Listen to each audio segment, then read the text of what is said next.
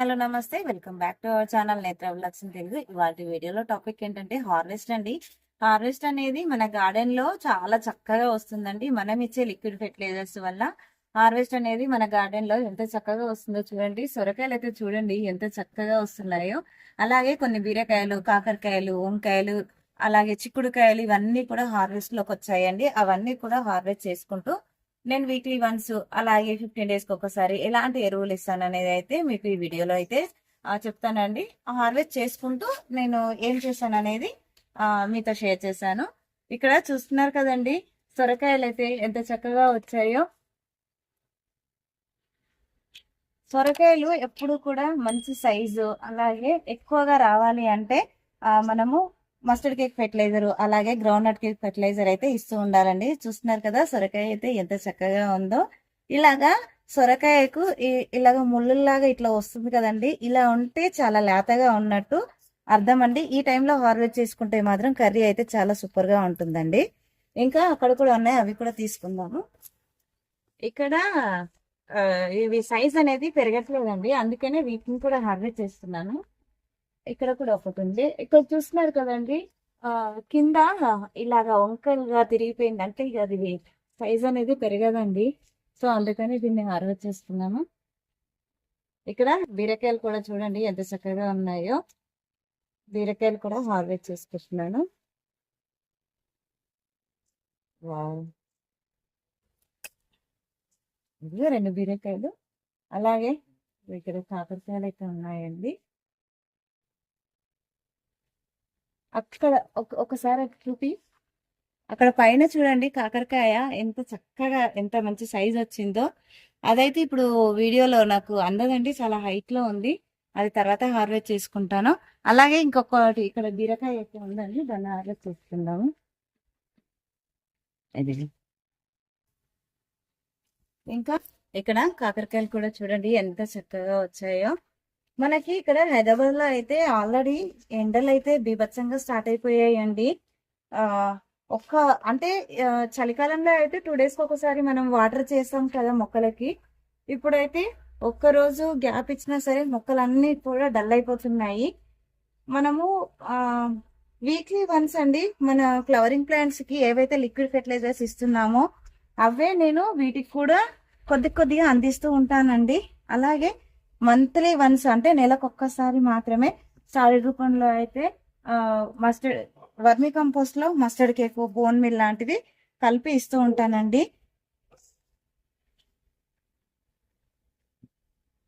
చూస్తున్నారు కదండి కాకరకాయలు అయితే ఎన్ని వెళ్ళాయో. ఇంకా పిందెలు అయితే చాలానే ఉన్నాయి. మనము ఎప్పుడూ కూడా ఫెర్టిలైజర్స్ అనేది లిక్విడ్ ఫెర్టిలైజర్స్ మార్చి ఇస్తూ ఉండాలండి. అప్పుడే మనకి ఇంత చక్కగా రిజల్ట్ ఉంటుంది. ఇక్కడ మనకి ఎవర్ గ్రీన్ అండి మన చెర్రీ టమాటో చూసారా అండి. అసలు ఇక్కడ సీడ్స్ నేనేం వేయలేదండి. అదే మొక్క అంటే సీడ్స్ ఇక్కడ మొక్క ఉండే కదా ఆల్రెడీ, కొన్ని సీడ్స్ ఇక్కడ పడి ఇలాగా మొక్క వచ్చి పండ్లు కూడా పండిపోయాయండి. చూస్తున్నారా.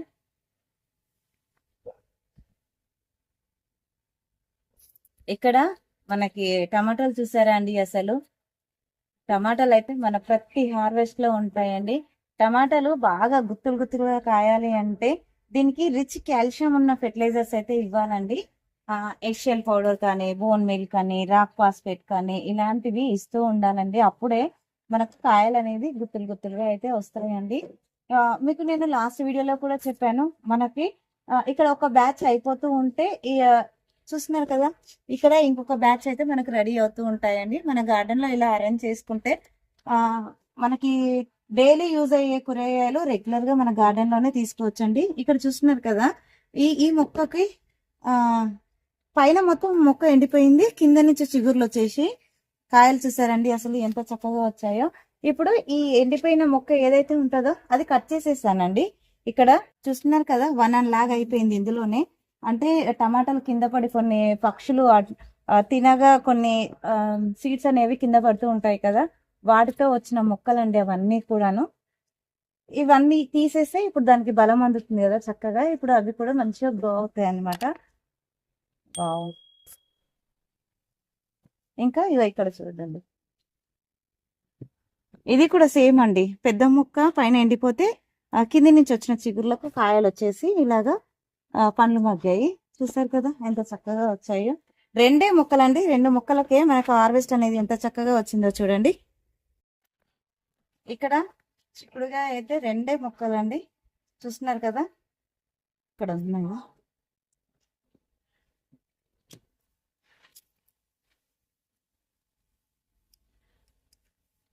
చూడండి చెట్టు చిక్కుడు.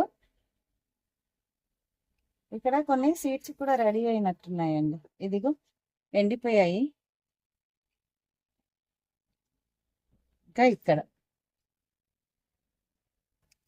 వాటరింగ్ అనేది చక్కగా చూసుకొని టైం టు టైం వాటర్ ఇవ్వాలండి.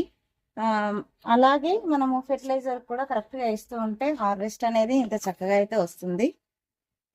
ఇక్కడ వంకాయలు కూడా చూడండి అసలు ఎంత చక్కగా వచ్చాయో. మనం పెంచుకున్న వంకాయలకైతే ఒక్క పుచ్చు కూడా రాకుండా ఉంటుందండి. అలాగే మనకి కాయలు కూడా చక్కగా వస్తాయి. ప్రతి హార్వెస్ట్ లో మనకి వంకాయ అలాగే టమాటా అయితే ఖచ్చితంగా ఉంటుందండి. బయట వంకాయలు ఇంత ఫ్రెష్ గా ఉంటాయండి. మన గార్డెన్ లో మనకి ఎప్పటికప్పుడు మనం హార్వెస్ట్ చేసుకుంటూ ఉంటాము. కర్రీ కూడా చాలా బాగుంటుందండి. చూసారా అసలు ఎంత నిగనిగలాడుతున్నాయో వంకాయలు.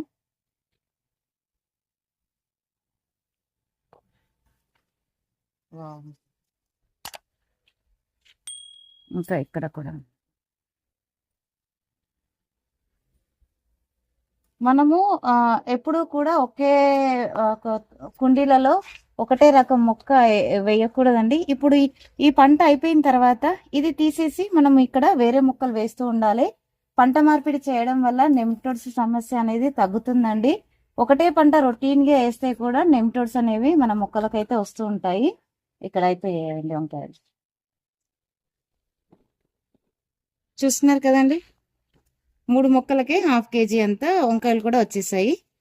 ఇక్కడ మనకి దొండ చెట్టు చూసారా, మొన్నటి దాకా చలి ఎక్కువగా ఉండడం వల్ల మొత్తం కూడా చీడ చాలా, అంటే ఆకుల మీద తెల్లగా పౌడర్ మిల్డ్యూ లాగా వచ్చేసి చెట్టు గ్రోతే లేదండి.